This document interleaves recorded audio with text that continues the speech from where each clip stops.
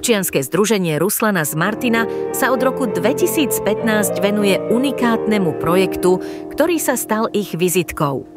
Ide o každoročné hudobno-poetické stretnutia zamerané na ruské umenie a literatúru 18. a 19. storočia. Projekt sa realizuje s finančnou pomocou Fondu na podporu kultúry národnostných menšín. V roku 2024 prebieha už 9. sezóna tohto fascinujúceho kultúrneho podujatia.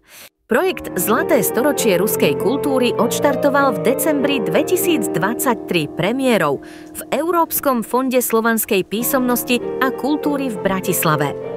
Veľký záujem publika viedol k ďalším reprízam v januári 2024. Účastníci mali jedinečnú príležitosť dozvedieť sa zaujímavosti o živote Alexandra Nikolajeviča Ostrovského priamo od prezidenta Európskeho fondu ruskej kultúry profesora Igora Ivanoviča Bondarenka.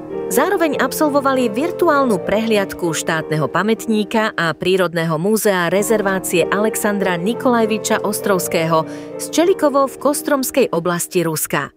Hlavným lákadlom podujatí bolo bez pochyby predstavenie mládežníckeho divadla Break.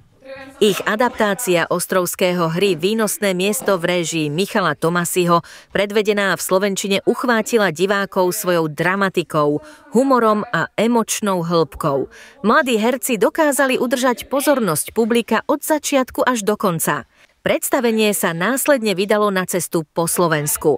Vo februári 2024 sa odohralo v historickom Sobášnom paláci v Bytči. Marec priniesol dlho očakávanú premiéru v domovskom prostredí v kultúrnom dome v Lipovci, kde miestne publikum nadšene prijalo výkony hercov. Vyvrcholením turné bolo záverečné stretnutie 15. apríla 2024 v gymnáziu Andreja Vrábla v Leviciach. Študenti sa nielen zoznámili s významnými osobnosťami zlatého storočia ruskej kultúry, ale mali možnosť vidieť aj výstavu dobových fotografií a ilustrácií. Divadelné predstavenie ich vtiahlo do zložitých morálnych dilem hlavnej postavy Vasilia Žadova, podnecujúc diskusie o etických hodnotách a životných rozhodnutiach.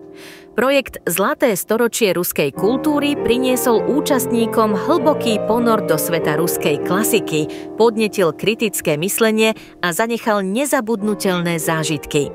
Organizátori ďakujú všetkým, ktorí sa podieľali na jeho realizácii a s radosťou očakávajú jubilejný 10. ročník, ktorý sľubuje byť ešte pôsobivejší.